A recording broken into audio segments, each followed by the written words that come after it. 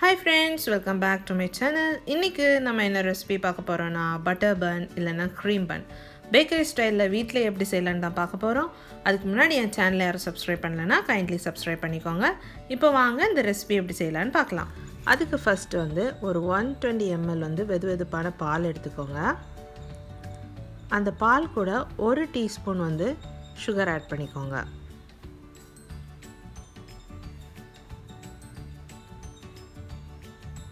கூடவே 1 teaspoon east add பண்ணிக்கோங்க. Add பண்ணி ரெண்டையும் நல்லா கலந்து விட்டுருங்க. கலந்து விட்டுட்டு ஒரு 15 minutes அதை ஆக்டிவேட் பண்ண தனியாக ஒரு இடத்துல எடுத்து வச்சுக்கோங்க. இப்போ பாருங்கள், நம்மளோட ஈஸ்ட் நல்லா ஆக்டிவேட் ஆகிடுச்சு. ஆக்டிவேட் ஆனால் மேலே நல்லா நுரையா இருக்கும். நான் இன்றைக்கி 1/4 கிலோ மைதா எடுத்திருக்கேன். அது கூட ஒரு 1/4 டீஸ்பூன் உப்பு சேர்த்துக்கோங்க. 25 கிராம் வெண்ணெய் சேர்த்துக்கோங்க. வெண்ணெய் ரூம் டெம்பரேச்சரில் தான் இருக்கணும்.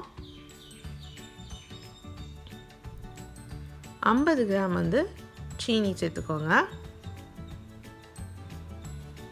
கூடவே ஒரு முட்டையை அடித்து சேர்த்துக்கோங்க.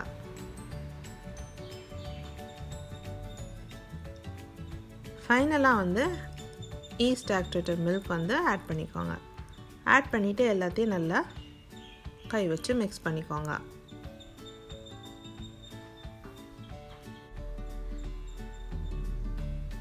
இப்போ நம்மளோட மாவு ரெடி ஆயிடுச்சு.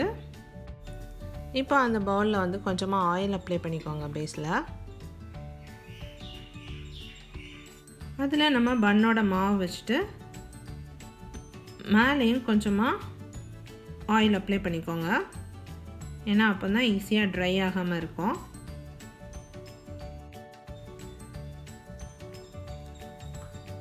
இப்போ ஒரு வெட் கிளாத் எடுத்து அதை கவர் பண்ணிக்கோங்க. 1.5 மணி நேரம் அதை ப்ரூஃப் பண்ண வச்சுக்கோங்க. இல்லைன்னா அது டபுள் த சைஸ் ஆகிறதோட ப்ரூஃப் பண்ண வச்சுக்கோங்க.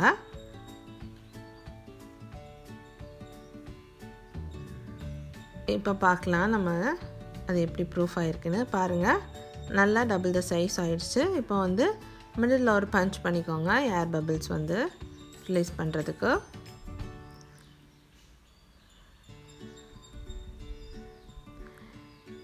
இப்போ நம்ம மாவு குட்டி குட்டி பால்ஸ் ஆக்கிக்கோங்க. அதை நல்லா ஷேப் பண்ணிக்கோங்க. ஷேப் பண்ணிவிட்டு அகெயின் அதுக்கு மேலே ஒரு வெட் கிளாத் போட்டு ஒரு 30 minutes ப்ரூஃப் பண்ண வச்சுருங்க. 30 minutesக்கு அப்புறமா நம்மளோட பன் நல்லா ப்ரூஃப் ஆயிடுச்சு.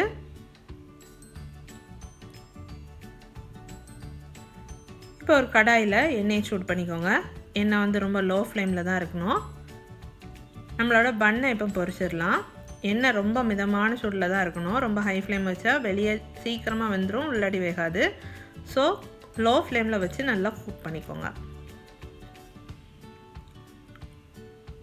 மாற்றி மாற்றி போட்டு ஃப்ரை பண்ணிக்கோங்க. அப்போ தான் ஈவனாக குக் ஆகும்.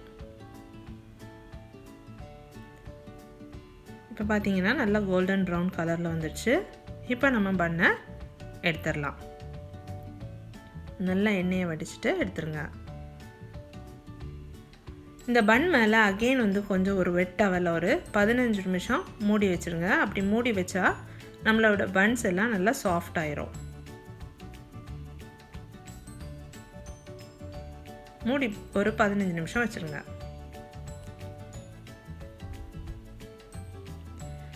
பட்டர் க்ரீம் பண்ணுறதுக்கு நான் இன்றைக்கி 30 கிராம் பட்டர் எடுத்திருக்கேன். அது கூட ஒரு 70 கிராம்ஸ் பவுடர் சுகர் ஆட் பண்ணிக்கோங்க. ஆட் பண்ணிவிட்டு அது கூடவே 1 டேபிள் ஸ்பூன் பால் சேர்த்துக்கோங்க. சேர்த்து எல்லாத்தையும் நல்லா மிக்ஸ் பண்ணிக்கோங்க. விஸ்க் இருந்துச்சுன்னா விஸ்கில் நல்லா அடிச்சுக்கோங்க. இப்போ நம்மளோட பட்டர் க்ரீம் ரெடி ஆயிடுச்சு. இப்போ அதை நம்ம பன்னுக்குள்ளாடி ஃபில் பண்ணிக்கலாம். பன்னோட நடுவில் கட் பண்ணிக்கோங்க. கட் பண்ணிவிட்டு உள்ளாடி இந்த க்ரீமை ஃபில் பண்ணிக்கோங்க.